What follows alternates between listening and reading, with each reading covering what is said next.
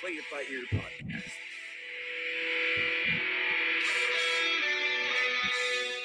The podcast where the topics may vary because, hey, we play it by ear. And now your hosts, Aric Fiskus, Brady Liming, and Todd Griffin.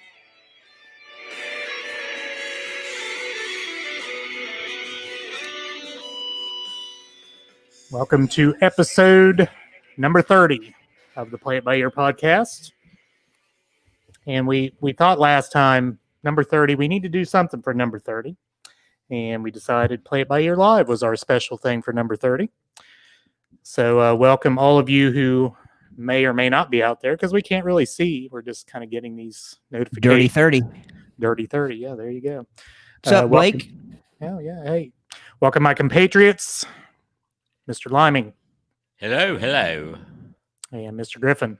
Good day.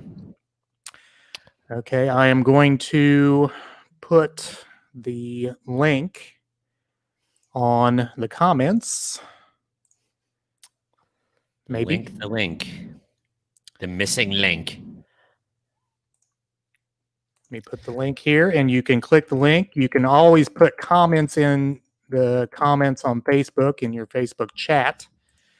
If you would like to join us, if something we're talking about tickles your collective fancy, you can join us. Would it be fancies? Fancy. What was it? What that Reber sang? Fancy. What's that song? What is it? Put on your red dress, fancy, don't let me down. Fancy, Actually, a horrific song. She's basically selling her daughter for That is pretty bad. unsundry activities. Unsundry activities. Yeah, something like that, I guess. Hey, so fancy, don't let me down. Not to be confused with I'm setting fancy free from the Oak Ridge Boys. Oak Ridge Boys. Todd, I don't know why you're on the stream twice. Oh, there you are. You're on here twice. There's a frozen Todd up in the right-hand corner. And a fresh Todd in the other corner. Fresh Todd. Okay, there it goes. You're gone. Your frozen Todd is gone. Be quick on that trigger finger to let me in the show because I got knocked off there for a second. Ooh. Gotcha. All right, so I don't really know as far as who's joining us. If you've listened to the podcast before, I guess we assume that people who are joining us have, but I invited a lot of people, I believe, on Facebook. I'm not sure that have listened yet. So if you don't know how this thing works here, each of us come to the table with a topic, and we talk for 20 minutes on that topic. So again, feel free to leave comments in the comment section on Facebook. We're also live on YouTube. I don't know if anyone's joining us there or not, but if you are, you can also leave comments there, and we can see them. You can also join us by clicking the link there that I have left in the comments. And again, feel free. We can take up to 10 people at a time on screen. So feel free to join if you like. So with that, are you seeing who's on there, Aric? No, I'm not. Oh, okay. So it's up. Is it my job to say hello to the people that have joined us? You're all right. Well, I said hello to Blake. Hello, Katie. Hello, Howard William McLean Jr. Mr. Matt Young. Hello, Kirsten. Hello, Celia. So far, that's who I see. There's more because there are 9. But again, if I don't catch them when they first scroll, I don't see them. All right. Well, welcome all. Thank you for joining us. Yes, absolutely. So we are in order of the topics we will have tonight, Brady. And then we were in order till Todd froze up. Now I got to put Todd back where he's there. I am in the middle there. Okay, Sandwich. Brady. Yes, so you're the white filling in the Oreo. I'm trying to push him over there. All right, Brady will have the first topic, then Todd, then I will round out our episode. So Brady, your 20 minutes is on. Go okay. Ahead. So I'd like to, we were bandying around a bunch of topics, and Todd brought this one up, and it tickled my fancy a bit, and this sounds kind of fun. And quite simply, this segment is called You Get What You Pay For. You get what you pay for. So let me give you a little bit of definition there. There's some items that even though they can be found for less expense, it's just not worth it. Go ahead and get the top shelf of whatever that item is. And I think we all have some examples. So be thinking, earbud listeners, what is something that it's an item that even though you can find it cheaper, there's some things you just don't scrimp on. So scrimp is going to be the word of the night. Is it scrimp or is it skimp? I think it's both. I'll take your word for it, I guess. Unkept, unkempt. Same thing. That is the ongoing debate on this show. Unkempt versus unkept. So, Brady, can I also open up maybe the possibility for, in case any of our listeners have the reverse of that, the opposite of that, if they can think of something that you necessarily don't have to pay the most to get the quality. Or better yet, the cheap one's better than the expensive one. And how much of that is psychology of wrapping? And I'll allude upon that here in a moment. Okay. I definitely get that. So go ahead. Let me go ahead and kick this off a little bit. If you don't mind, I'll just kind of wade into the pool here. There's one item, no matter how hard I tried. Sunglasses. Sunglasses is just one of those things that I have tried cheap sunglasses and my eyes don't like it. I could tell a big difference between, more expensive sunglasses and the cheap variety. Good Lord knows that I wish that I could buy a $6 pair of sunglasses and it have the same enjoyment and effect. And it's not psychology. I promise on this one, it is not psychology. Gentlemen, do you wish to opine on sunglasses? ZZ Top had no problem with cheap sunglasses. Yeah. Cheap sunglasses. Is that the riff? I think so. Well, first off, Mrs. Wilson, I still say Mrs. Wilson. It's been 28 years or so since I had her as a teacher, but she chimed in and Dennis the Menace there on something that I definitely want to hit on here in a little bit, but and I'll get back to that in a second. But Brady, about the sunglasses, I don't really know if my history is this. I used to buy a pair of sunglasses every summer, and I would lose them or tear them up every summer. Mm-hmm. And then for that reason, I kept buying cheap sunglasses. But then one year I bought a pair of Ray-Bans, and that was, I'm going to say that was 7-8 years ago. I bought my first pair of Ray-Bans, and I still have them. They're like new. But I think a lot of that was I knew I paid a lot more money for them, so I took better care of them. So I guess in a way you're still getting what you pay for. But I don't know that there are not cheaper sunglasses that are made just as well. I just don't fool with them anymore because, I haven't found them yet. Yeah. It's the lost art finding a good pair of cheap sunglasses. Like my eyes can literally tell the difference. So are there levels of cheap sunglasses? So for example, if I walk into a First Stop, let's say, and buy a pair of sunglasses off their shelf, is that worse than buying a pair of cheap sunglasses, let's say, at Walmart? Yes. You're lucky. You'll be lucky to get to your car before one of the lenses pops out. Right. Ricochet. Go ahead. And the only thing that is polarizing about the cheap sunglasses you get at the dollar store is how stupid they look. One, it will polarize the car. How it, like when you're wearing one lens out, or it gets cockeyed on your head because the hinges are bent. My whole thing, with the levels, I found a particular brand that was about $35-40. And the deal was they were polarized, but they would replace them twice, no questions asked. So if you sat on them and broke them, they would replace them. They ended up at the bottom of the ocean, they would replace them, but they would replace them twice. And I was pretty excited about this, and I was happy with my first pair, but then they broke every 2 weeks. Like it went back to that quality thing. And by the time I was paying shipping and everything, it's like, geez, why am I keeping on doing this? And it really was a quality issue. Well, and I have levels to answer Eric's level question. I have 2 pair of Ray-Bans that I wear for most purposes, but I do have a cheaper level that I wear. I buy like the kind of like the what do they call them, the like the police officers always wore them, like in chips. Aviators. The aviator style. Yeah, that's what I was looking for. And that's the Todd only Puncherella. police officer show I can think of. It's been I 40 was years. thinking more Reno 911. I don't know. Yeah. But anyway, I have 2 pair of those, and I bought those at just like pennies for like $25. So while I wouldn't call those cheap, definitely They held cheaper up than well. Ray-Bans. But Yeah. and they last a good while too. But I definitely think you get what you pay for with sunglasses. Yeah, your retinas will thank you. So, but that's just one example. Do you guys have another item you'd like to throw in there? What's something that came to your mind? Well, I do want to remind our watchers here, listeners, you can leave a comment on Facebook. You can leave a comment on YouTube. Chime in with things that you get what you pay for, either on either end of that, I guess.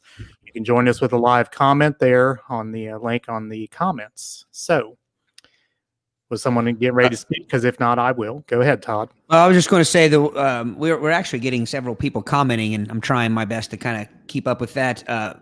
Miss Wilson said Heinz ketchup, and that's exactly where I was going to go with this. That is a fact. Ooh. Now we're going to get Heinz- into ketchup versus catsup. Heinz ketchup, none of that fancy Fancy catsup, tomato catsup, no red gold or whatever that junk is. Hunts. I'll even you can throw Hunts in the trash. It's Heinz or die for me. Heinz Even or though die. that's strictly from Steeler country, we'll give them a pass on the ketchup. Yeah. If Katie is still listening, hide her comment. Yeah. She's our Steelers fan. Again, Heinz is the only ketchup to eat, and anybody who eats anything other than Heinz, you're wrong. So I'll leave it at that. And then the other comment I saw, Mr. Blake Kibler says toilet paper, and That is a fact too. If it doesn't have animated bears on it, I don't want it near my rear end. yeah, And you know that goes so many different directions. I mean, we're talking consistency, we're talking thickness, we're talking softness on your nether regions. I mean, they're just so You many lost me there, Eric, because you said it only goes one direction. It goes many directions. Like, no, I'm pretty sure the toilet paper goes one direction. I got you. front to back is what I was.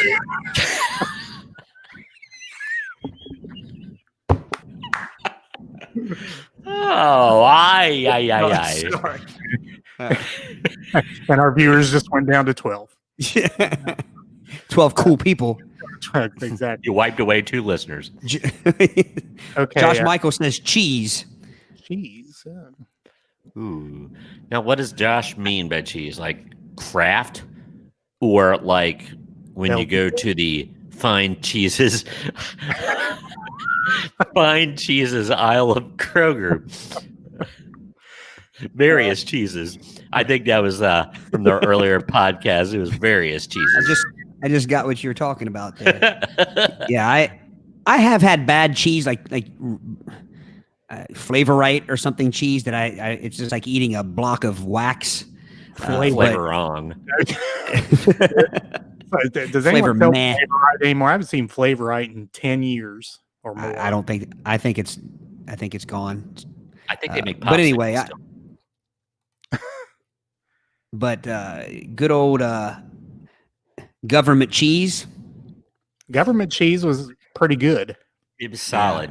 I hear a lot about. I don't know that I've had it. If I do, I don't remember. But If you've eaten in the cafeteria at school, you've had it. well, then I have. Yeah, that's true. I don't mind the cheese there at any school. Okay, that's a good segue. Speaking of school, I'm going to give you a good example if you get what you pay for. Crayola versus any other crayon, Preach. marker. I mean, I live in elementary world every day, so yeah. You know, those markers that you buy that are like dead after 3 swipes. I mean, what is up with that? It's got to be Crayola. There is no other brand. And it doesn't There's stick to the paper well. What is the big brand that's kind of right there alongside? Is it Color Art or something? Or Yeah. Rose art. Rose art. That's it. Yeah. Rose art. What is it? Rose art. Rose art? Yes. Yes. Whatever they are, that you can get Crayola crayons like 50 cents for a box, or those for like 27 cents for a box. Well, that's fact. Brady, you better chip in the extra few cents for Randolin and get the Crayola. Yeah. I think she has. I think most of her crayons are Crayola. Now, sometimes there's those ones that you get from like Chick-fil-A or Frisch's with the kids' meals, and they're about as bottom shelf as you could get. You basically have to melt those with a soldering iron to get them to stick to paper, and you could just go heavy on it, and it doesn't stick. So, yeah, absolutely. I almost want to throw Aric. You're not too far off. Elmer's glue. Oh, yeah. Elmer made some fine glue because everybody else's is a cheap imitation. That is a fact as well. Which, by the way, what the heck is that on Elmer's glue? That pig cow thing. It's a bull. It's a bull? Elmer's a bull. Weird. I never knew what it was, but it was just weird looking. Elmer's a bull. We had someone say Annie Kaiser Ticonderoga pencils. I was going to segue from the crayons to those pencils exactly. Every other pencil should be thrown away, removed from the planet. Number 2 pencil.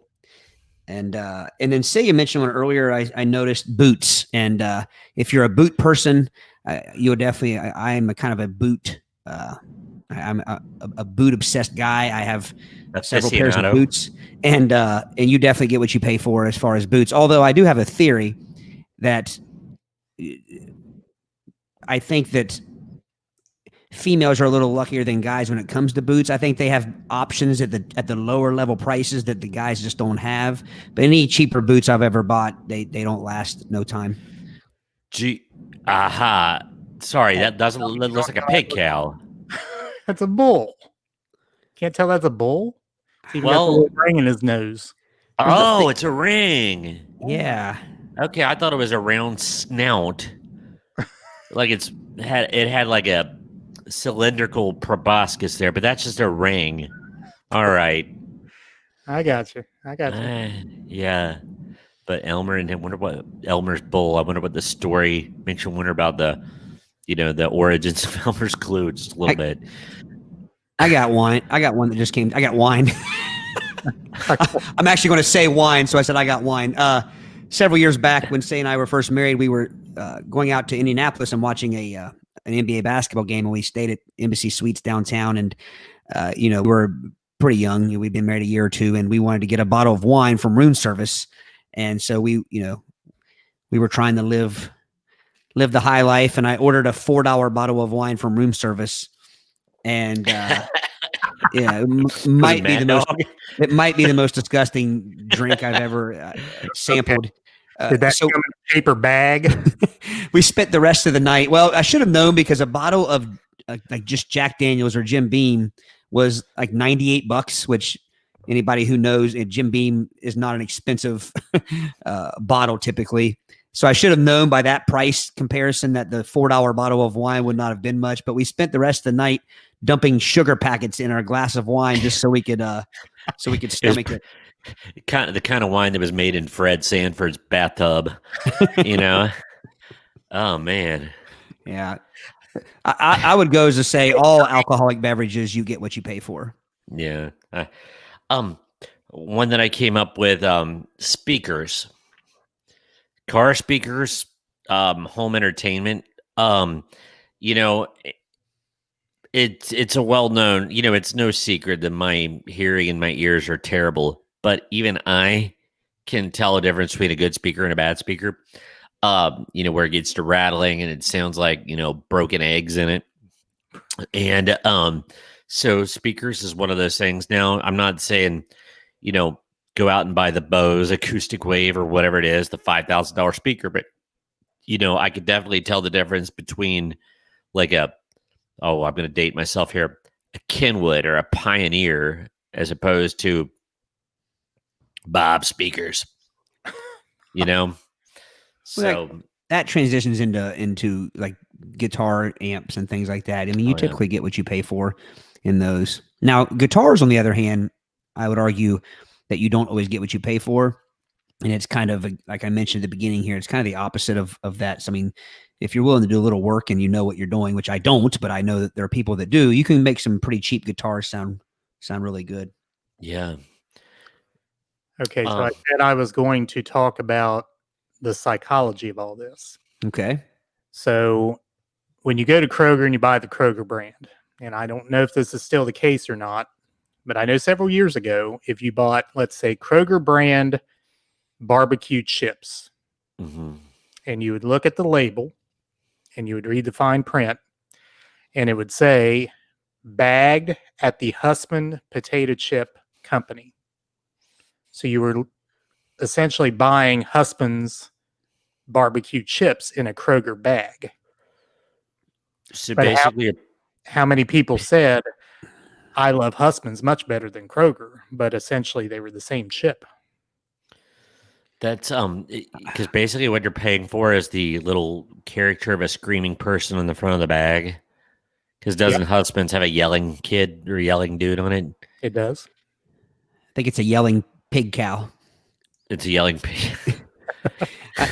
I can get that. Because Husman's happen to be my favorite barbecue chips, and I can kind of see that. I can taste the similarity, so I wouldn't be surprised. You guys remember my old buddy Phil? Phil used to work for Kroger back in the day, and his job was to make the Kroger products that he worked in red sauces, I believe it was, like sauces and jellies and stuff, and it was to make the Kroger version taste as much like the name brand version, and so if people like him did their job well, then I would say that you probably couldn't taste much of a difference between them. So I would say, Aric, you're onto something with the packaging. There is it's basically Lucky Charms, but it's the Kroger Lucky Charms. And I apologize, I don't remember if it is Lucky Charms, but I think it is. The Kroger brand tastes better than the original. What does Kroger call their Lucky Charms? I think they're called Magical Mallows or something like that. Well, Blake Kibler just chimed in and said Dr. K compared to Dr. Pepper. I'm not sure if you're saying, Blake, that Dr. K is comparable, is as good or better than Dr. Pepper, but that's probably something that I would say. Usually, you get what you pay for. Typically, the name brand pop is better. Although I was always a Faygo fan. I have to throw in there for Reagan's birthday party this past July. We got some cheap soda at the Dollar General, and it was Dr. Topper. And Dr. Topper is a fine soda. Now, I can't say that it's better than Dr. Pepper because it's supposed to be, but it's different enough where it stands on its own. So Dr. Topper I'm okay with that.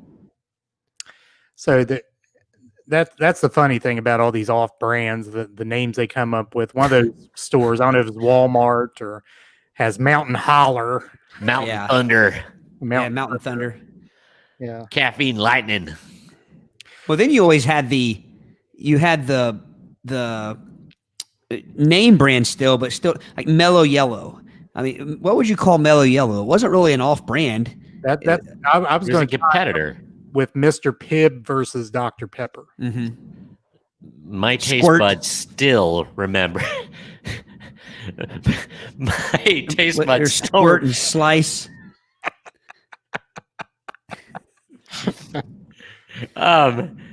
Sorry, I could just not feel like an adult and order. Can you bring me some Squirt, please? I would just feel so silly. What was it? Because you had Squirt and you had Slice. And was it Slice? There was Slice. True story about Slice. At the mall, they corralled me into one of those what do you call it, survey things, and they gave me a bunch of samples of Slice. There was apple slice, mandarin orange slice, cherry slice, and but I was one of the taste, like which flavored slice was good. All I remember is grape slice was terrible, and it didn't make it. Well, I haven't told a very quick here. I haven't told a Chuck story in a while, but we grew up in the house we grew up. There were two food items that you didn't touch, and it was Dad's cookies and Dad's cereal. And his cookies, when I was a Ute and I couldn't, I wasn't tall enough or not smart enough to get a chair and climb. They're always kept in the small cabinet above the stove that no one ever uses. The useless one that's just up there. It's too small to really house anything useful. I think they run through it. Yeah, and so they were devil's food cookies, like just the round chocolate devil's food. What, Aric? There was those cookies with the big marshmallow glob on top. Is that the ones you're talking? No, these were just devil's food. They were just a chocolate disc, and inside they had like devil's food cake, and we didn't touch those. We weren't allowed to have those. But Because he they were also satanic. he had Dad's cereal, and it was Frosted Mini Wheats. And as I got older, I learned how I loved Frosted Mini Wheats, and we tried about every off-brand of Frosted Mini Wheats you could find, and were highly disappointed with all of them except for Kroger. Kroger has a good Frosted Mini Wheat knockoff. I can't think of the name of it, but so was Chuck the Marie Antoinette of Frosted Mini Wheats? Was he eating the actual Frosted Mini Wheats and feeding you the Kroger brand? Well, no, because I don't think Kroger had a brand back when we were growing up. But he started out eating them. It was the full size wheat. It's like a bale of hay in a bowl. Yeah, well, not the ones like they had the ones that was just one chunk, like a plug. Yeah, it was frosted. It was called shredded wheat. Yeah, it was just a chunk. It was dropped off by an international harvester right into your bowl. Yeah, it was a meteor of cereal in a bowl with just some snow on the top of it. And but then they went to the full sized. They were about yay big, about 2 inches long, and then they went to the ones that are about an inch long. They truly are mini wheats. Yes, guaranteed trip to the bathroom within an hour. Oh man, keep you ready. Do you know what would be a fun topic one time? We need to think of name brand foods and cereals and sodas, and then we need to name our own off-brand. Howard William McLean, and I apologize, guys. I haven't been able to keep up with the comments, but Becky mentioned Magic Stars. I'm thinking that was probably to the Lucky Charms. Lucky Charms comment. Several people mentioned the government cheese and how tasty it is. And then Karen Lewis says also Kroger Ripple chips are the bomb. And then Howard William McLean Jr. has mentioned several things like Equate Brands, which I know is Walmart's brand, and he says that they are manufactured by name brand companies. And he also mentioned, and I didn't think about this, was the Hydrox being the Oreo knockoffs. It sounds like a medicine. There's nothing appealing about that. Here, give me a plate of Hydrox. What? Okay, I was listening to a Gary Goldman bit about cookies, and he mentioned Hydrox. The only redeeming factor for the Jewish population is Hydrox cookies are kosher. Maybe that's the angle they're going at there. Big shout out, Aric, to Mr. Pete Fiskus, who is watching. We have a parental unit in the house. So I can't tell any Pete stories now, right? He'll tell you to get up and move. He will. All right, our 20 minutes are up on that topic. That flew by, gentlemen. It did. Oddly enough, we end up staying in the food area most of it. We tend to do that. I mean, look at us. I guess that's a middle-aged maybe trap to fall into there. It could be. Todd, speaking of that, segue. All right, so my topic tonight is going to be one that my dear wife Celia will enjoy very much, and she doesn't chime in a lot on giving me topic ideas, but we've had an ongoing argument we've been married almost 20 years, and this argument has been going strong every fall for 20 years now.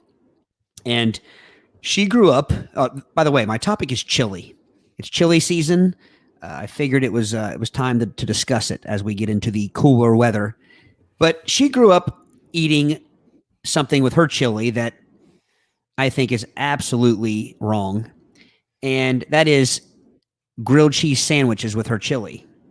Gentlemen, go ahead and chime in on that really quickly. What sound effect would you give that? Sacrilege! Heresy!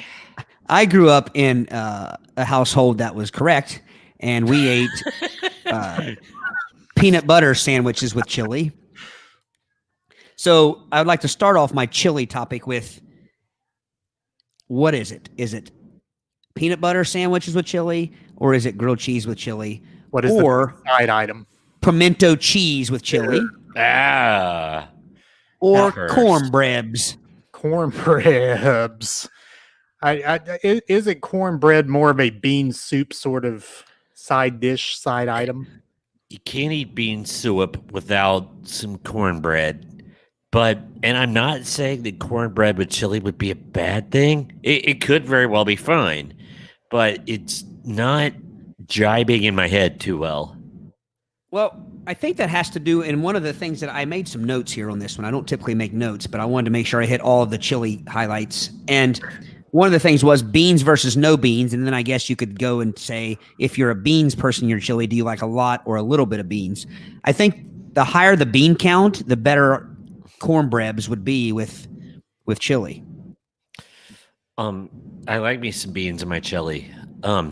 Now I'm going to go even farther. When I make my own chili, I like a variety of various beans, various legumes.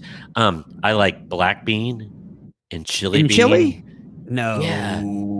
Yeah. There is only one bean that is meant to be in a chili. And it's a chili bean. It is a chili bean. It is geographically correct to eat a black bean in chili. That's going to tie into a lot of different things here, but I agree with Brady in saying that I like various beans, but none of them do I want to be a black bean. That is more of a like a Mexican food dish that I would enjoy with black beans in it. I don't. That doesn't cross over into my chili, but I do like the dark red. Chili is a Mexican dish. I know, but not the way I eat it. You don't dip peanut butter in most Mexican dishes. You don't dip peanut butter sandwiches in your tacos or your burritos or anything like that. So I do like. Skyline has a black beans and rice bowl. They do not call it chili. Thank you. Yeah, that's what I meant. That's what I meant to say. Thanks, Aric. Yes, I get right to the point there for you. So I like a colorful array in my chili. I don't mind the lighter kidney bean. I don't know the names of any of these. The lighter colored red kidney beans, the darker red kidney beans, the ones that just say chili beans. That's as simple as it gets. You buy a can that says chili beans and you put them in your chili. They need to make chili cheese, chili crackers. They do make chili crackers. Well, but anyway, it goes like this. Oyster crackers. Chili and peanut butter. Crackers. Oyster crackers, you're right. Yeah. Which I don't like in my chili. Say Oysters? what? Grilled cheese goes with tomato soup. I have no idea what you guys are talking about.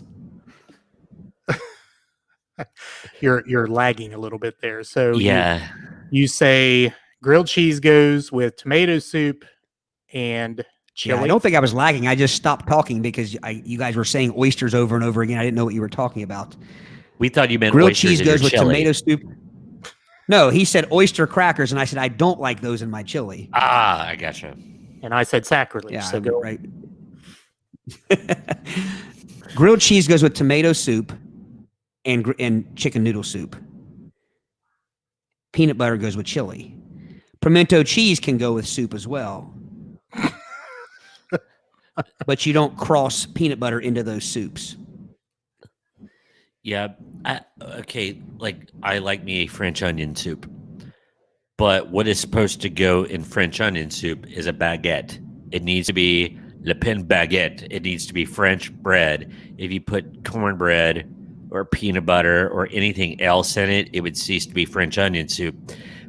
Chili, even it's not quite that extreme, but it's pretty close. That peanut butter thing, yeah, that component, there's just really nothing else that fits. Mademoiselle Granger. How about cheese? Cheese. How about cheese in your chili? Absolutely. Cheese in my chili. I tend to put cheese in my Cincinnati chili. But in my Tex kind of chili, the traditional kind of chili that we eat, the kind we're talking about with the beans and everything. Yeah. Um, I don't enjoy cheese as much in that. Now, I like a lot of crackers, which basically turns it into a mortar paste. I like to throw so many crackers in there that it almost ceases to be liquid. So, Well, go ahead. so there are various types of chili. Okay, you speak of Cincinnati chili, which is a very polarizing dish. I mean, if you talk to anyone outside of this region, a lot of them are very repulsed by Cincinnati chili and think it's as Scottish food is to. So I married an axe murderer based on a dare, but you have that type of chili. You have Texas chili. Mm-hmm. You have turkey chili. You have white bean. chili. Yeah, white good. chili. Then there, Detroit has conies that they call conies, and they put a different kind of chili on their conies. It's like unkempt Jose on a hot dog instead of true chili. It is. I should have been more specific about chilies. I'm talking about just your good old fashioned chili, because I would not dip peanut butter sandwiches in white chicken chili. I wouldn't dip peanut butter in that. That would be more like a grilled cheese. Yeah. Sorry, go ahead, Todd. Well, my thing about cheese is I start my chili with cheese. When I first pour the bowl, I put shredded cheese on it, but I eat off all the cheese before I start dipping my peanut butter sandwich, because you can't pull up your peanut butter sandwich and have chili shreds of cheese on it that look like spiders attached to it. So I eat all that off. And Josh Michael mentioned sour cream. Same thing. I like sour cream at first on my chili with cheese. Oh, but man. You can't get sour cream on your peanut butter sandwich, though. You can't get sour cream on anything. So Todd, I will say that is rather daring, a food choice to possibly mix the peanut butter sandwich and the cheese. You're getting into cheese on apple pie territory. That's dangerous. Well, that's why you eat it all out. You eat all the cheese out of the bowl, and then you add more crackers, and then your peanut butter. I'll tell you what I've started doing. I've started skipping I've eliminated the middleman. I put peanut butter on my crackers and throw them in there. So you're getting lazy in your old age. You don't even want to dip sandwich. So actually, I try to save calories. I figure because I'm going to eat a bunch of crackers in it anyway, so I figure if I can just put the peanut butter directly on them, then I'm better off. That's a solid line of thinking. I'm intrigued by this melting the cheese down onto the chili, but then eating it before you put anything on top of it. It's almost like a prophylactic effect. It keeps the sandwich from bouncing in, and it's like forms a layer on it. Then you eat the layer, and then you put the sandwich in there. Yeah, try and look at some of our comments here. I'm getting hot sauce a lot. Yeah. Let's see. You had a good point. Skyline or Gold Star is all without beans. So we were talking about the bean thing. None of their chili has beans in it until you add beans on the. You have to get the 4-way. Yeah. But it definitely doesn't have black beans in it, Brady. Well, okay, then if you want to get into Skyline versus Gold Star, there's only one answer there as well. I see. My answer is not so simple. Yeah. I like Gold Star conies and Skyline ways. Okay, why the difference? Because, well, if I'm getting a chili cheese sandwich, I can't taste the difference between Gold Star and Skyline. But the hot dogs at Skyline to me taste watered down. They're waterbogged. They're like they've been sitting in the water for days and days and days. And there's a lot more lipidiness in those other dogs. They don't. Lanus. I'll run down here. Tomatoes. They say he likes chunks of tomatoes in her chili. I'm not a big fan of the chunks of tomatoes. You want to hear a real crazy one? My sophomore year roommate at Ohio State was from Long Island, New York. Mm-hmm. He's like, well, I'm going to make up some chili New York style. and they put corn in it. Oh, that's vegetable Oh. soup. That's what I told him. It's like, oh, this is great vegetable soup. This is chili. We put corn in our chili. And I'm like, then you ain't making no chili. What But- about spicy versus sweet? Thick versus thin? Thick, spicy. And spicy. Thick and spicy. Yeah, Yeah, yeah. I like watery, sweet. watery chili, no good. Not. The chili's not meant to be watery. Chili can't stay watery around me too long because I throw a whole pack of crackers in it instantly and tack it up a little bit. It's like the Vamo scrub of food. You throw those cracker dust in there to dry it up and make it pasty. Yeah, I like a little spice. I want some chili powder, but I like sweet chili. That's another thing that my family grew up. My mom and dad both make sweet chili, which I think again lends itself towards the peanut butter sandwich. If I've had chili that has no sweet taste to it whatsoever, and I guess I could see dipping a grilled cheese in it. You get like a Wendy's chili that has no sweetness to it whatsoever, which I like me a Wendy's chili. oh, Yeah, gosh. I like Wendy's chili. Have you looked at it? It's got all kinds of things in it that chili shouldn't have it. It's got big old chunks of green stuff in it. It's got Those not are chili. chilies. Celery or something bogus like that. So you cannot rail against an off bean in a chili and then rail against a chili pepper. Am I like correct? Frisch's chili. What kind of communist orders chili at Frisch's? There's only one soup to order at Frisch's. Well, first off, It is now you crossed the line. Vegetable soup. Chili the is not fucking a word. soup, sir. It's Chili the is not a fifth food soup. group. Not from Frisch's. I had that question here though. Have you ever heard anyone say? Have you ever been somewhere and they say chili soup? Ugh. No, because they wouldn't be my friend. No, I'm saying a restaurant. It'll say chili soup on the menu, and I don't know what the Okay. difference between. You know what? I get up and leave. Chili soup. I order it, and then I upset the bowl and just like that in one swoop, and then I get up and leave with it all over my shoes. There's your chili soup. I had the Cool. same response to chili soup as I do to codfish. What a redundant stupidity mess. People that order codfish, you've heard me rant about this before. Is it cod cow? No. There's only one kind of cod, and it's but a I think- fish. I think the difference is, though, is I do think that they're saying there's a difference between chili and chili soup.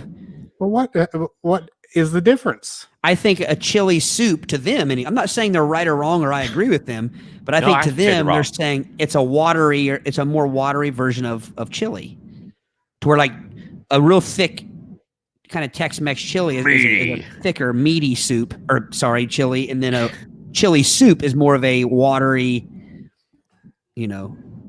I do not want to partake in chili soup. No. Mrs. I Wilson might- just chimed in. She said that chili soup has more tomato liquid. Thank you, Miss Wilson. I feel much smarter now. You guys were wrong and I was right. Mrs. Wilson. Oh, How about chili spaghetti and chili mac? I've Chili had yes. yeah, I've had chili mac as a kid, and it came out of a can, and I'm pretty sure, and I don't want to offend anybody on this, but I'm pretty sure it was right beside the Alpo. Well, but you can't knock the entire chili mac world because you had an off-brand can of chili mac from the. It wasn't off Dog food aisle. brand. No, It I'm was saying still like Hormel. take your chili that you like. There's nothing wrong with a can of Hormel chili. But like take your chili. Parma Vienna sausage. Brady, listen to me. Take your chili that you make, that you like, that whatever you make and how you like your chili, but then Yeah, the next day or whenever put some mac and cheese or macaroni in it. It's I've done that. It's okay. It's not my That's chili favorite. mac, It's then. mental thing. Yeah, it is. It is. When I think of chili mac, I actually think of the Hormel chili mac. Okay, so let's branch off here just a moment. So you got chili mac, and you've got these various iterations of these concoctions that look like chili mac, and they have different, like you have Johnny Marzetti, and you have Goulash. goulash. Yeah, there's another one. Goulash, and I don't know the difference. Don't get me started on goulash, because goulash is a Hungarian dish, and if you make it in traditional Hungarian style, which I have, and it about caused a riot. This is not goulash. It's like, yeah, I looked up the recipe for goulash. Our definition of goulash in the Midwest is basically macaroni and tomato juice and some beef. There's nothing wrong with that. I know it, but I was just making traditional old world goulash, and it didn't fly too well. Well, what is the traditional old world goulash? If you give me a second, I can look it up. It's not much different, but it's more than macaroni and cheese and tomato juice. So, a couple more things on my list before we finish the topic. In this one, I think Brady's gonna. I gotta put this out there to see how Brady chimes in. So, do you eat your chili with a soup spoon, a teaspoon, or a tablespoon, or a fork, or a fork, or a spork, or a aquarium net? Knowing Brady, I don't know what he's gonna say. I've used an aquarium net before. No, I'm kidding. Not just a traditional spoon or a pantyhose. A pantyhose. Those of you who are new to our show, Brady eats his cereal with a fork, so as not to have any of the milk in with his cereal. All right. Do you want me to read the Okay, I got to confess something. I was doing breakfast kale in my classroom, and I was like, I actually said, how many chocolate melts and how many white melts? And they looked so confused, and I caught myself. I'm sorry, I just got tongue-tied. And I actually called it chocolate melt. And White milk. Yeah. So, Aric, what do you eat your soup with, or your chili with? A regular teaspoon? Yes. Me too. Yeah. Me too. Yep. Me too. Brady, you? Yeah, just a standard I don't like spoon. the round soup spoons. Ooh, And no. I don't, my mouth, believe it or not, is not big enough for the tablespoon because it hurts the edges of my mouth when I eat with one of those. Yeah, you can't have a spoon scraping the sides of your lips. It's chili. And I hate Although the cafeteria at school did have the round soup spoons on chili day. It did, yeah.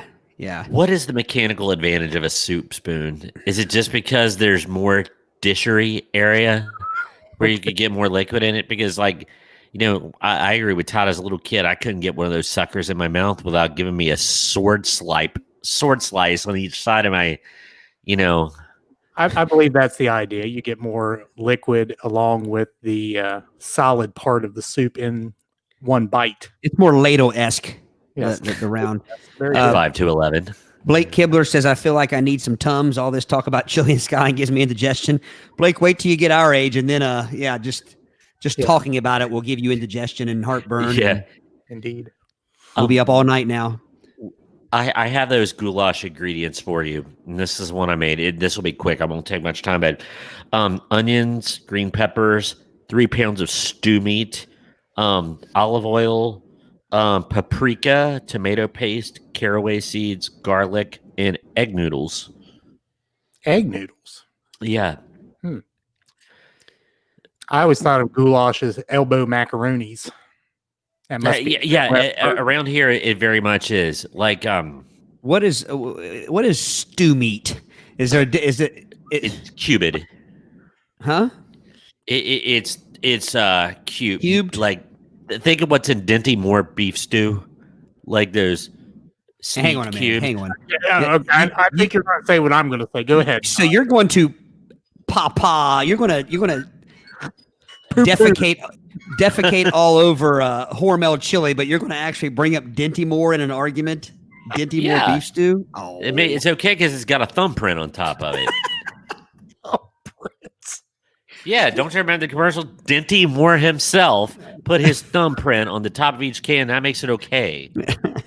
And why does Dinty Moore's thumbprint make his beef stew any better? Because it does. I rest my case.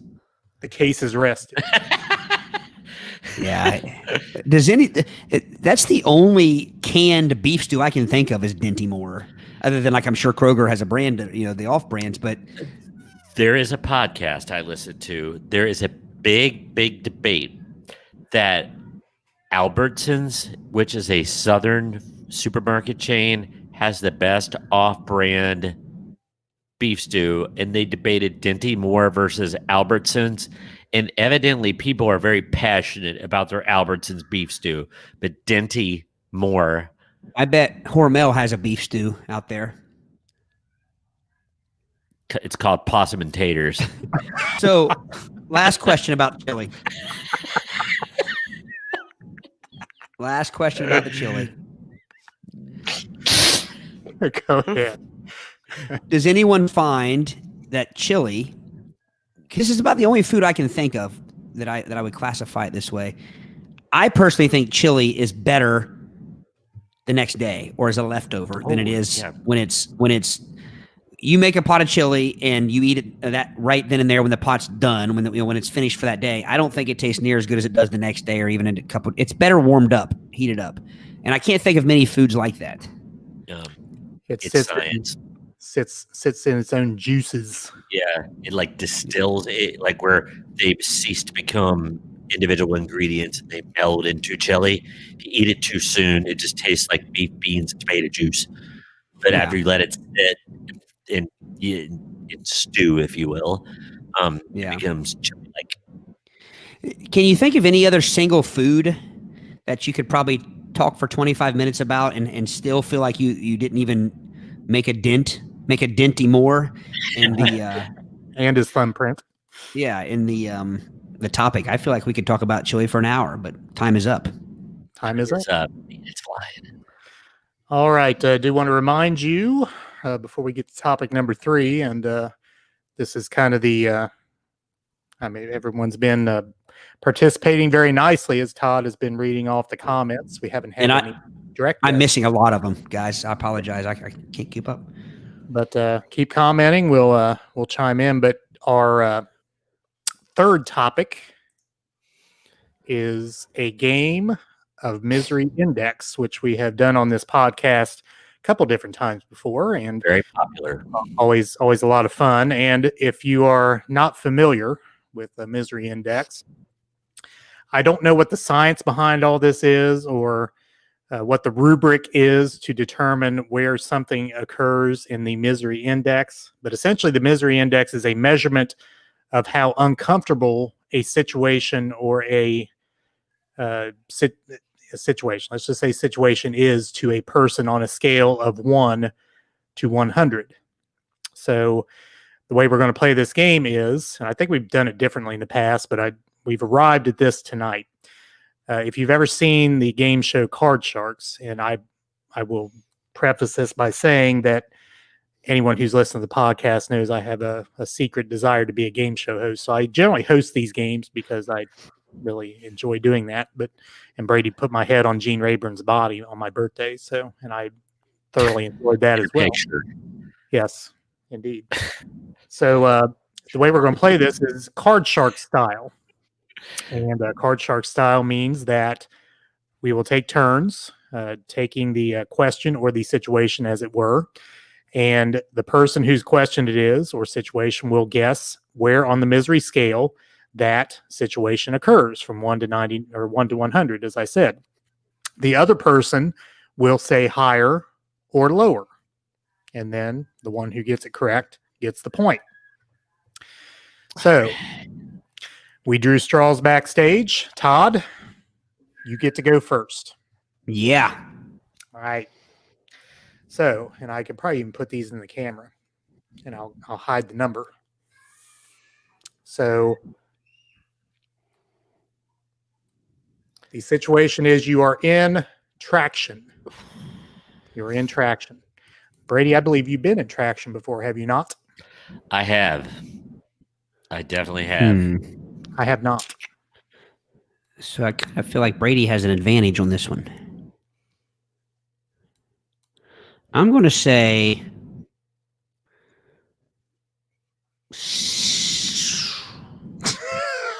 68. 68. 68 for attraction. Brady, higher or lower? Higher. Higher. And the misery index for attraction is Oh, 70.5. I was pretty damn close. Yeah, it is pretty miserable at the time. Yeah. Whoop. Yeah. Not fun at all. Pretty uncomfortable. You couldn't move. You were hooked up to ropes. It was like you were doing an exercise piece of equipment that ate you, basically, is what it looks like. Not fun. So Point goes to score. Brady. Point does go to Brady. Brady won, Todd nothing. Although I was close enough. So Brady, Yes. you're up. In COVID world, where you are in a lot of meetings with Zoom and in our case podcasters who Yeah. do things audio wise, and this could be a terrible situation. So, situation is, let me get it on the camera here. You leave your mic on while pooping, and everyone hears. Oh, speaking for me personally, there's what I'm thinking, and there is probably the reality of what the answer is for me. That would be 100. I would say that most people. I'm going to go 85. 85. I was going to say, if you say 100, you pretty much absolutely have to be right because it's going to be Yeah, low. and I am, but Okay. 85. Todd? I think if this were 10, 15 years ago, I would agree with Brady. But I think in today's world, I don't know. I think that I don't think it would bother people as much anymore. I mean, I'm going to say 64. So you're saying lower. Lower, yes. Sorry, Lower. I forgot the rules. Yeah. Yeah. So you leave your mic on while pooping, and everyone hears. The misery index is Yeah. 49. See, wow. Yeah. See, you got to be in touch with today, Brady. Not when we were younger. That would have traumatized us. When we were younger, but So are you saying it has to do with age, or it has to do with the current situation? not so current as in I'm not talking about anything that's going on now per se in the country or the world. I'm just saying, like, with technology, I just don't think people have as much shame as they used to. I mean, like, there's not as much secretive. There's not many secrets kept like there used to be. Back in the day, when a man went to the bathroom or a woman went to the bathroom, you locked your door, you locked your bedroom door, you locked your house, you put ropes out at the end of your driveway. Mowed up. Yeah. The drawbridge. Sent the turned oxen to the field. You turned the TV up as loud as you could. You turn the water in the bathroom on. Turn the water in the bathroom on, yes. And you still were as silent as possible. That's still me. I mean, I don't know. All right. So Todd, round 2. Misery index All right. situation is gout. Where does gout? I wear these brown orthopedic shoes.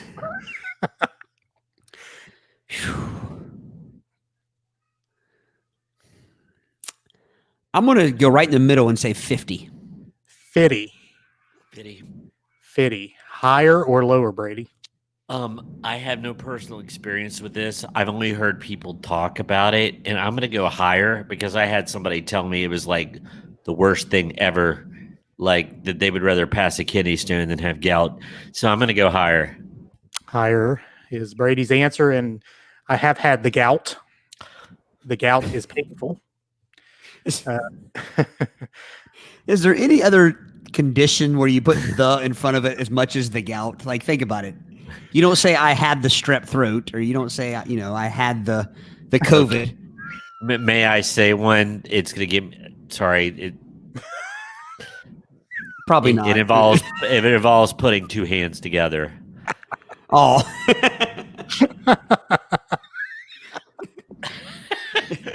And it's not the gonorrhea. I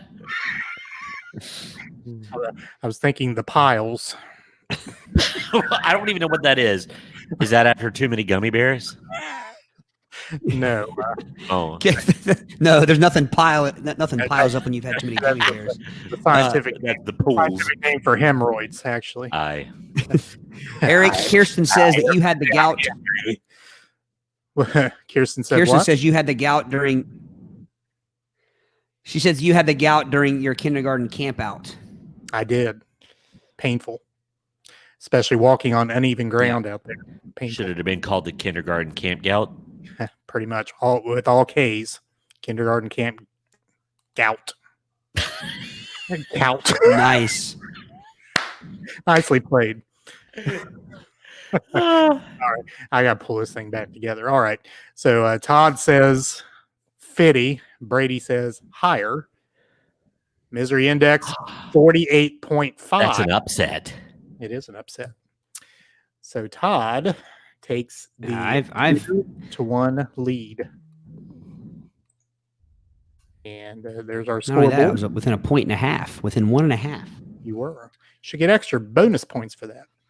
Yeah. All right. Howard William McLean Jr. says piles or hemorrhoids. Hemorrhoids. Yes. Hemorrhoids. All right. Brady, Yes. your misery index situation is. Gotta find my camera. Your anesthesia wears off during your appendectomy. I had my appendix removed about 4 years ago, and it wasn't fun with anesthetic. That's gonna be about as close to 100. I'm gonna go 95. 95 is Brady's misery index guess. Todd, anesthesia wears off during appendectomy. Nah. I don't think it would matter what. I don't think it would matter what surgery it is. I mean, I think that the whole point of it is the anesthesia wearing off. I'm going to say it's lower. I'm going to say 84. 84. Even though you don't have to give a number, it's much appreciated. Misery index 72. 72. I feel like a wuss. Yeah, but you're judging your answer. You based your answer on how rough the surgery was for you. I think the whole idea is you're waking up. It could be during an ankle surgery, whatever. I think, so I'm assuming they put you down pretty quick again if you wake up. Put you down. Like an old nag. Gotta put him down. All right. Let's see. Who was that? Todd, you're up. And we're at the halfway point here. So the misery index situation is you lose your pinky, and there's a little drawing there with the I appreciate the drawing. missing digit.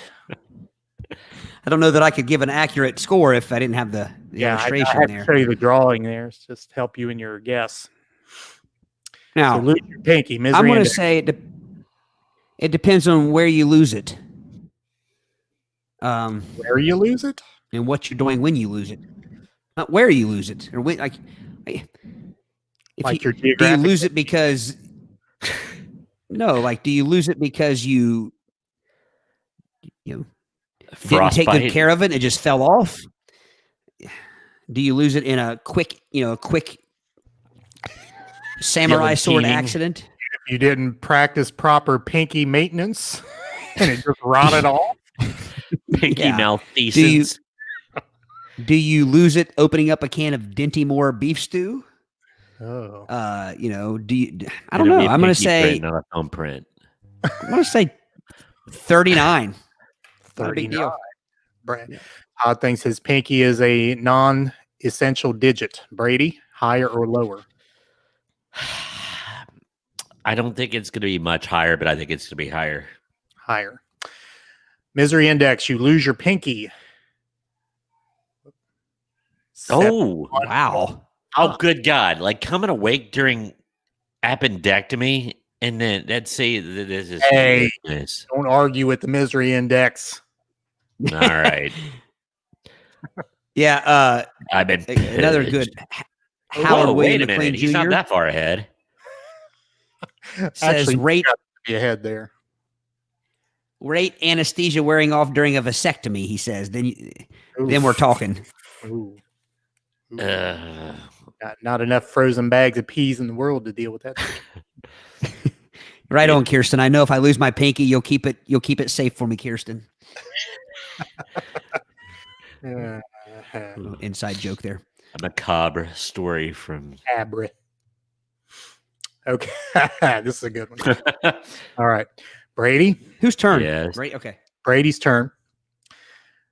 Misery index. Your worst clown nightmare comes true.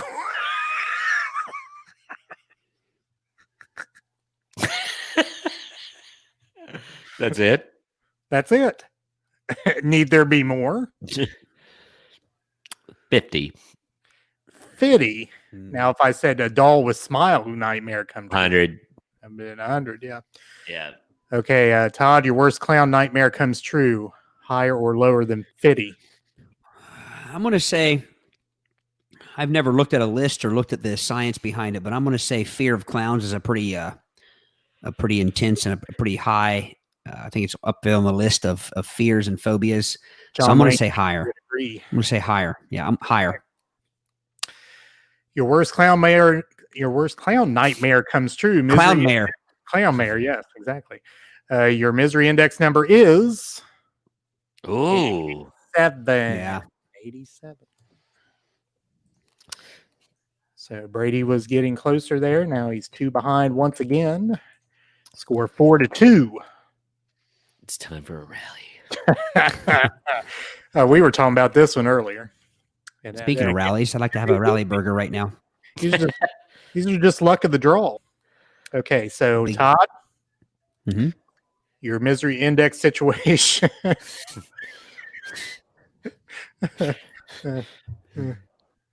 Oh, I can't see it. Your pants in public. your pants in public. Man. Now, to me, now if you look at the draw, it does not look like. It looks like It should say or. Hang on a minute there, Aric. You can clearly tell it's the number. I gave the number, so I didn't look, honestly. I didn't look, but I didn't see it. All right, good. You said it's the other thing, but it's in the back. It looks to me like somebody sat on an egg. Could be. Or had sugar-free gummy bears. Okay. Your pants in public, Todd. Misery index. Okay, so now I know that misery index doesn't give any more details than what you read, but I have to wonder when I st my pants, do people see me st my pants? Do they say, "Oh, everybody collectively like he just st his pants," or is it? Can I get by with it? Nobody knows. I just happen to be in public. How obvious? Going about my business and go home and change. How obvious does that look right there? Pretty obvious. Walk it behind you. Pretty obvious. It's even running It looks outside. like somebody sat on a mustard packet. Yeah. Maybe it looks like it's a baby expellation. Yeah, it does look a little baby-ish. I'm going to go with it worked for me last time. I'm going to say that the people don't have any shame anymore, and it would have been something that would have been absolutely, Taboo. I would have frozen in just fear and shame had it happened 10, 15 years ago. But I would say now, if it happened to somebody, I'm going to say 60. 60. Brady, higher or lower? 60. Okay, now I'm going to give you my answer in a second, but these are the mental questions you have to ask. Misery index. Are we talking about the misery of humiliation or true misery where you expelled leg lava?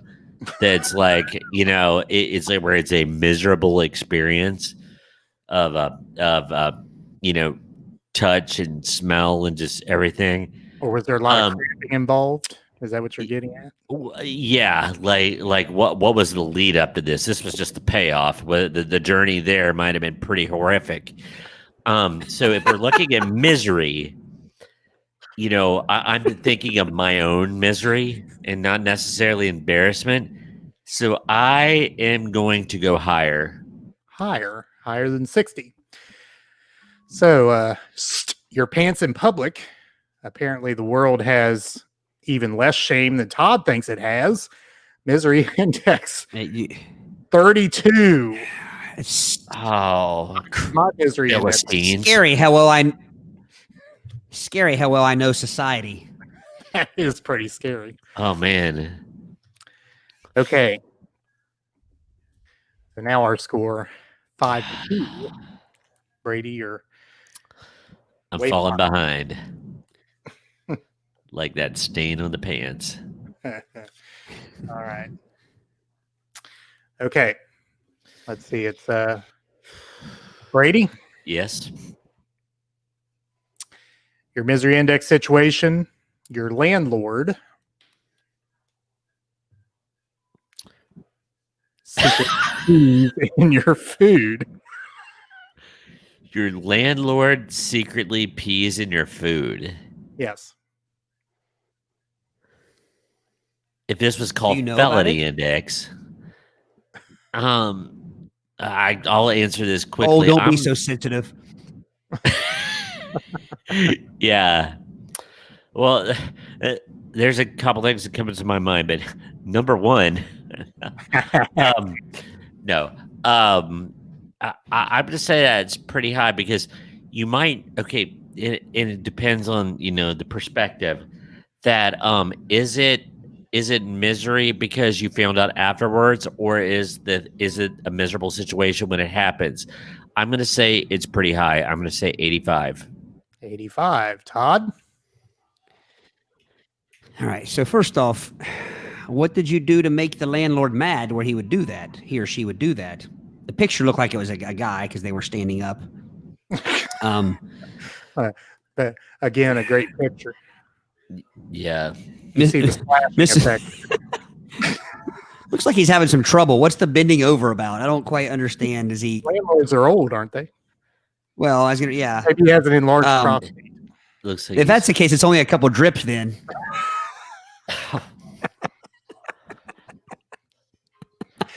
Ooh. So I got to share a Miss Wilson story here. She said she walked into a Target. A Target women's restroom and saw a person washing out their underwear and pants because they did that. I'm assuming the last card.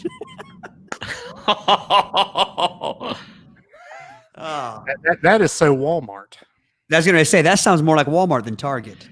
By the way, I have nothing against Walmart or Target. I shop at both of them. Yeah. Let's see here. Target.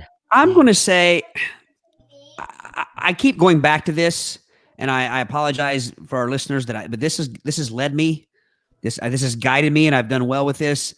I'm going to say again, I can see this happening on Big Brother or something, and everybody, the world eating it up and thinking it's great. I'm going to say 44. 44. Lower. So Brady said 85. Todd says lower. Your landlord secretly pees in your food. Misery number is? Can't say it. Oh. All right. I wasn't close, but I'll take it. Now, my question is, if he's secretly peeing in your food, how miserable can it be? Because you don't really know that he's doing it. I think if they've revealed it to you. Kirsten says that I can't help but picture Schneider from One Day at a Time peeing in people's food. I don't. Kirsten, was he the landlord? He was the maintenance guy. I thought he was the maintenance man. It would be more like Furley, or not Furley. Mr. Furley, Furley on Three's Company peeing in people's food. Mr. Right? Roper. Mr. Roper. Yeah. Oh, very funny, Kirsten. That's awesome. Yeah, she just said, I hope Mr. Roper didn't do that on Three's Company, so she'll be pleased with our I'm sure that was happening before we spoke about it. I'm sure Larry might have liked it too much. Okay, Todd, are you wanting to go along with a 5-point question here for our last question? I am. I mean, we're only at an hour and 14 minutes. We're still like 30 minutes away from our usual. That's true. That's true. So, or we could do another round. That's fine. Let's do another round. Do another round. We got this. We got this room booked until 9. All right. Okay, Brady. Yes, sir. In our world of 23andMe and whatnot, you take a DNA test, and your dad is not your dad. What is your misery index? Well, you guys have always teased me about this. You need the DNA helix to help you in your choice. Yeah. That would be pretty earth-shattering news, I think. I'm gonna go 60. 60. Todd, higher or lower? I think it depends on your age when you find out. I'm going to say higher. Higher. So you take a DNA test, your dad's not your dad, and misery index is 66. Brady, you were on the right track, just a little short. Just a little short. All right. Todd is absolutely running away He's running away with it. this game. So we'll make this the last question for all the marbles. All right.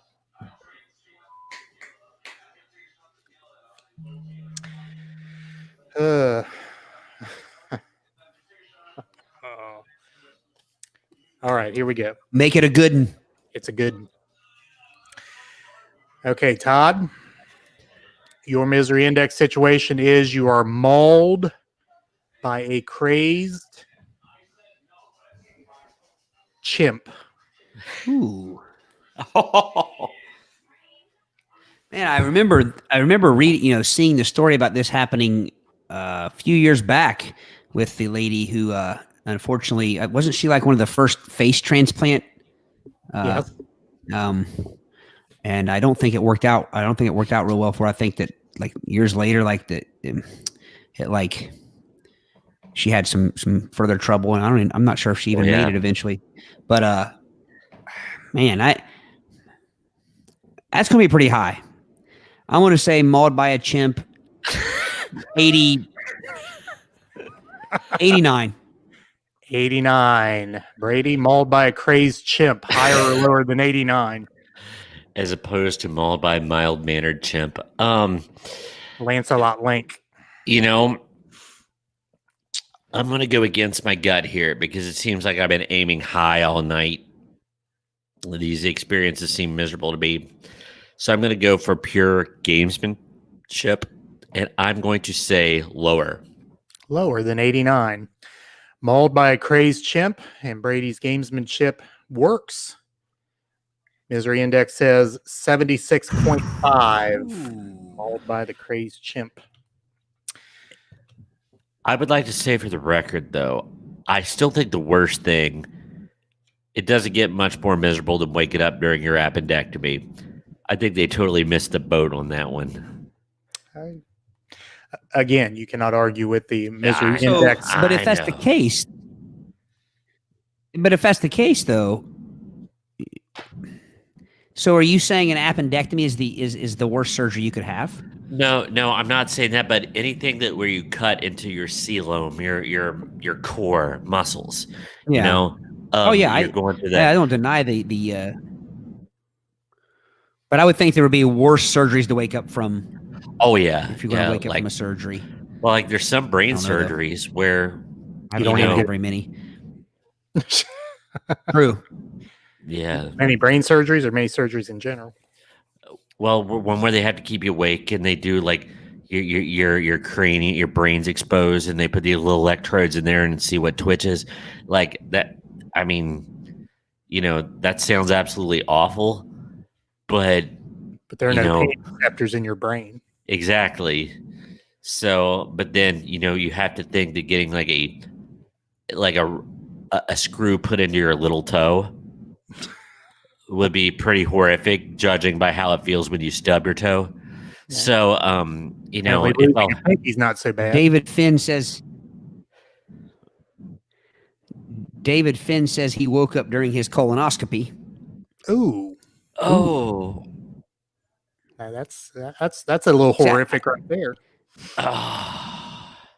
That's way up there, man. It's like just relax, just relax. Mrs. Wilson chimes in again. She's been Mrs. Wilson. Thank you for giving Thank so you. much wisdom here tonight with this. She says, "Aren't there less nerves in the stomach? Therefore, it would be less painful." See, that was my next I don't know. question. I So, gotta be honest, if you I were don't know laid that. open, let's say that you're just exposed, you're anesthetized to the cutting, in your midsection, your internal organs are exposed. If you took like a needle and stuck it into your liver, like, do those have pain receptors? Like, so your appendix, if you poke it, does it hurt? Or is it just the getting there? It's the journey and not the destination. It's so painful. See, this may be TMI, and I don't think Sia would mind me. See it. Both of our kids were born C-section, and she was awake. I mean, and everything in her stomach is laying on a metal cart beside the operating table while they're. I mean, like, it's. They just take everything out and set it over there and move the baby out. I mean, and I happen to look accidentally and see the reflection in the light above and about lost it. But so I can't imagine if you could be awake during a C-section, that waking up during. I can't imagine, but waking up during any stomach surgery would be much different than that. Yeah, That's true. Well, I mean, that's a good It's interesting to point. think about. women are tough. Yeah. They are tough. Yeah. I'll give them that. Much tougher True. than Yeah. probably a woman who woke up from her appendectomy would take it much better than a man would. Yeah, I'm guessing. yeah. Oh yeah. Although I think I showed my toughness tonight when I laughed off losing my thumb or my pinky. Well, that is true. I showed my toughness. Inconsequential digit. Although it didn't actually happen. I'm sure I would cry about it for the rest of my life if it happened. That's Yeah. no more pinky rings for you, sir. All right. That's because it's 1976 and we all need our pinky rings. Exactly. All right. Good show, gentlemen. We appreciate all of you who joined us. Look, I can see the numbers up there. I couldn't see the comments, but we're at 9 right now. We were up to, I think, at one point 15 or 16. So maybe we can make more of a habit of this. Thank you, guys. Certainly, Thank you. the input, the comments, is certainly added to what we were doing here, and we sometimes ramble on, and you all made it much more comment. Yeah, the hell you say. Yeah, right. All right. I forgot to do the house beginning, but we'll do the housekeeping at the end. On audio, you can find us on anchor.fm/play it by ear podcast. Spotify, which is our biggest provider according to our numbers. In addition to that, Apple Podcasts, Google Podcasts, iHeartRadio, and the iHeartRadio app. And most anywhere you find your podcasts. There are about 10 others. I'm not sure. Stitcher, I think, was one of the more recent ones, but certainly tune in on any of those. On video, you can find us on YouTube. Search out Play It By Ear Podcast. Follow our channel. Get notified when our video versions come out. Social media. Did I miss something? Must have missed something. On Facebook, you can search us at Play It By Ear Podcast. I got to share it here. Go ahead. I got to be honest. Howard William McLean Jr., you've been entertaining me all evening here reading your comments. He says, women are tough. Some feel nothing during the childbirth and some feel nothing during the conception. I think that's more a male problem than a female problem there.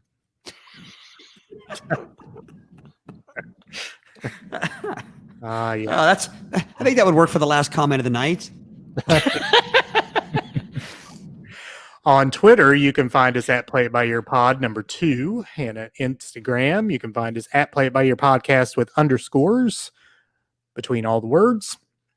You can interact with us via email, playitbyyourpodcast2020@gmail.com. You can also High five, Todd. High five. Yeah. You can leave a voice message. Click the link at your podcast provider. You can find that on our homepage on your provider. There's a link there, and we haven't had a voice message in a while. Hopefully, some of you who are leaving very good typed comments will leave us a voice message. I'm sure that would be infinitely more humorous to hear it coming with your voice rather than your keyboard.